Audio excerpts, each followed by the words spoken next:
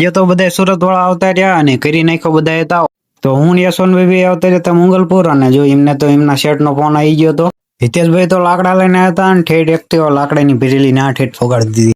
તો પછી તો હિતેશભાઈ ને બેરાઈ દીધા લોટ બાંધવા, અને જો હિતેશભાઈ તો લોટ બાંધવા માંડ્યા અને આપણે પછી બેસી ગયા લોટ બાંધવા. અને જો હિતેશભાઈ તો પ્રોફેશનલ કારીગર છે, અને જો આપણે તો હજી નવું નવું શીખતા હતા એટલે આપણને હજી આવડતું નથી. અને રાકેશભાઈ તો જો કેવો લોટ બાંધે છે ભાઈ.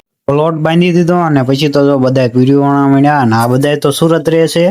હું ભાવેશભાઈ બે આવતે ત્યાં બટાકા મળવા, અને જો અમે બે તો બટાકા મળતા હતા, અને આ બે તો જો ફોન હાટું થઈને બાજતી હતી.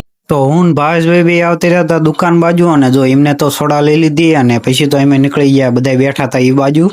પૂરીઓ તળાઈ ગઈ હતી, અને પછી તો પાપડ કાઢી નાખ્યા, અને રસોઈ આપડા બહાર ગામ થી આવ્યા હતા એટલે એમનું નામ નથી ખબર. પછી તો આપણે આવતા રહેતા સંભારો બનાવવા, અને પછી તો રસોઈઓ કે બધી વસ્તુ હું નાખીશ ને તારે ખાલી મિક્સન કરવાનું છે બધું. તો આપણી ગાડી તડકે પડી હતી, અને પછી તો મૌલિકભાઈ ને કીધું આપણી ગાડી સાયમી કીધી. તો અમે બધા આવતા રહેતા ઘરે, અને પછી તો હાંજ પડી ગઈ ને અમે બધા આવતા રહ્યા સામાન ઉતારવા. તો આજે તો હર્ષદભાઈ નો બર્થડે હતો, ને હર્ષદભાઈ પીવરાઈ દીધી હતી સોડા. અને આપણો વિડીયો ગમ્યો હોય તો લાઈક ને ફોલો કરતા જઈએ, ને હવે મળે બીજા વ્લોગમાં.